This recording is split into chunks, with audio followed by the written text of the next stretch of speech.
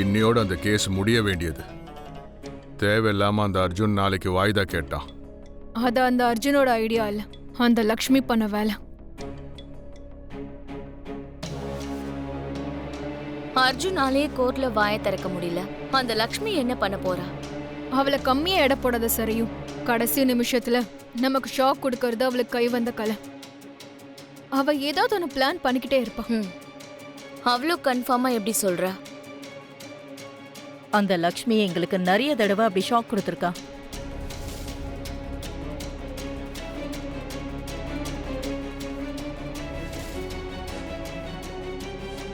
அவ சாதாரண ஆள் இல்ல. அவளுக்கு ஹைப் கொடுத்துட்டு என்ன டம்மி ஆக்குறீங்களா?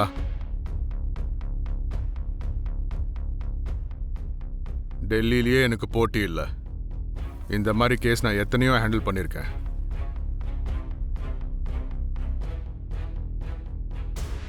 ஆனா லக்ஷ்மியை பத்தி உங்களுக்கு தெரியாது.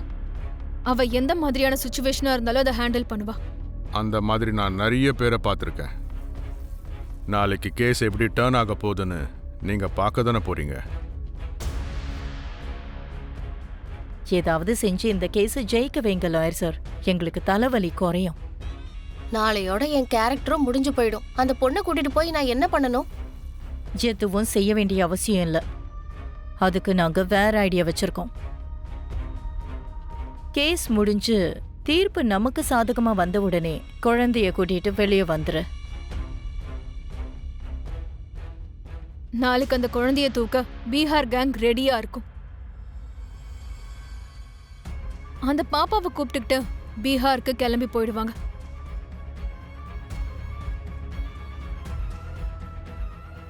அப்படின்னா அந்த குழந்தைய விற்க போறீங்களா? நீங்க எல்லாரும் கிரிமினல்ஸ் மாதிரி பேசுறீங்க. நீங்க கூட கிரிமினல் லாயர் தானே லாயர் சார்? நான் கிரிமினல் லாயர் மட்டும்தான், கிரிமினல் இல்லை. அந்த குழந்தைய நீங்க என்ன பண்ணா எனக்கு என்ன? என் ஃபீஸ் எனக்கு வந்தா போதும்.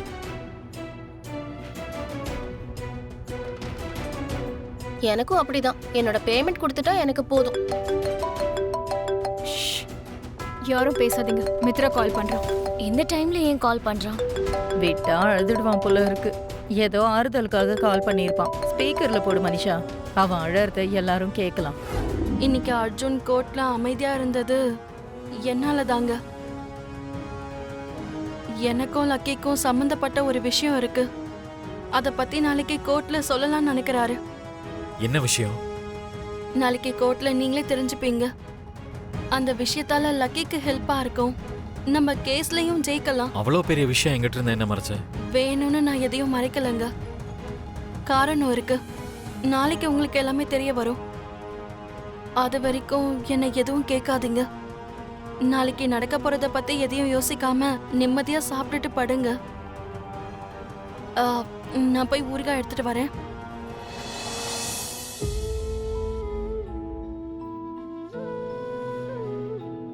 உட்கார் லக்ஷ்மி. நீயும் இன்னும் சாப்பிடல. உட்கார்.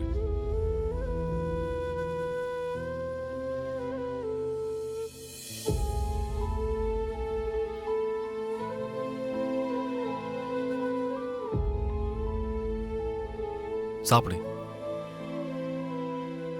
சாப்பிடு லக்ஷ்மி.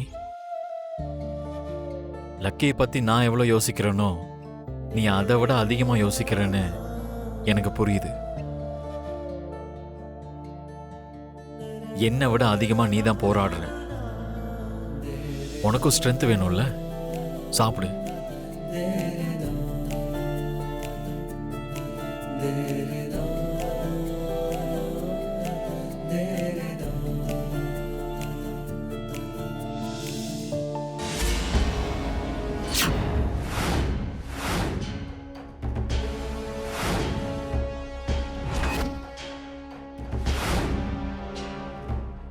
பாத்தியா, நம்ம வர கொஞ்சம் லேட் ஆன உடனே மித்ரா லக்ஷ்மி கூட உட்காந்து டின்னர் சாப்பிடுறான். ஏதோ ஆறுதலுக்காக மித்ரா எனக்கு கால் பண்ணான்னு சொன்னீங்க. சேர்ந்து சாப்பிட தான் பண்ணிருப்பான்னு நினைக்கிறேன். நீ இல்லன்னு மித்ராவை லக்ஷ்மி அரவணைச்சு டின்னர் வைக்கிறாளோ என்னவோ. அவ சின்ன சான்ஸ் கிடைச்சாலும் விட மாட்டா. இதோ வர. சாப்பிட்டுட்டு இருக்கியா மித்ரா? அதுக்கு தான் நான் உனக்கு கால் பண்ணேன். நீ தான் வெளியே இருக்கேன்னு சொன்னேன்ல. வா உட்காரு, சாப்பிடலாம். வேண்டாம் மித்ரா, இன்னைக்கு நான் ஃபாஸ்டிங்ல இருக்கேன்.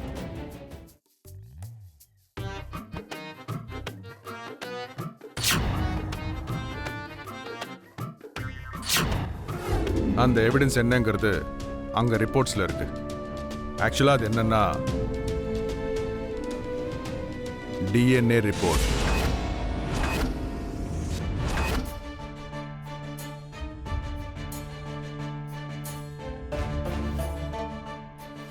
லக்கி பாப்பா என் கிளைண்ட் பார்வதியோட பொண்ணுதான்னு ப்ரூவ் பண்றதுக்கான ஆதாரம் அது.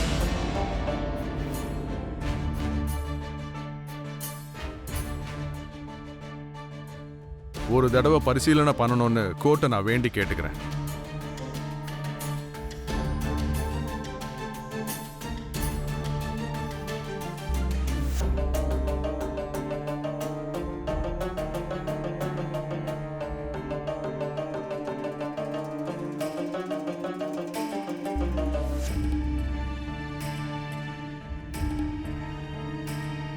ஆமா, இந்த ரிப்போர்ட்ல குழந்தை பார்வதியோட பொண்ணுதாங்கிறது கிளியரா இருக்கு.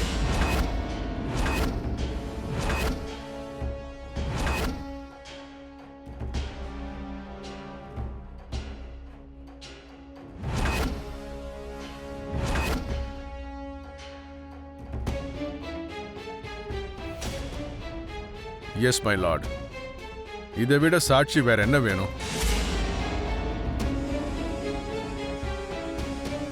இதை விட பெரிய சாட்சி அர்ஜுன் கிட்ட இருக்கும்னு எனக்கு நம்பிக்கை இல்லை. அதனால தேவையில்லாத வாதத்தை வச்சு நேரத்தை வீணாக்காம உடனே தீர்ப்பை கொடுக்கணும்னு நான் உங்களை வேண்டிக்கிறேன்.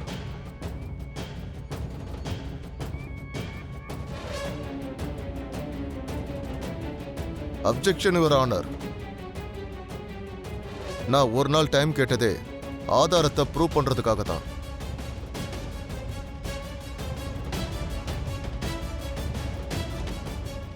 அதுக்கு டைம் கொடுக்காம நம்ம சீனியர் லாயர் இந்த கேஸை திசை திருப்புறாரு.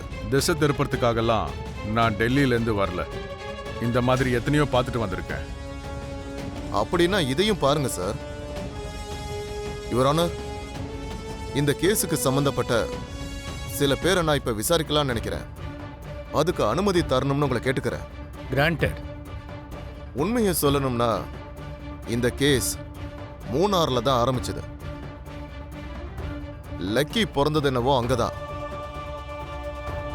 அப்போ டெலிவரி பார்த்த ஹெட் நர்ஸ் சுசீலா இப்போ இந்த கூண்டுக்கு வரும்படி கோர்ட்டை நான் கேட்டுக்கிறேன்.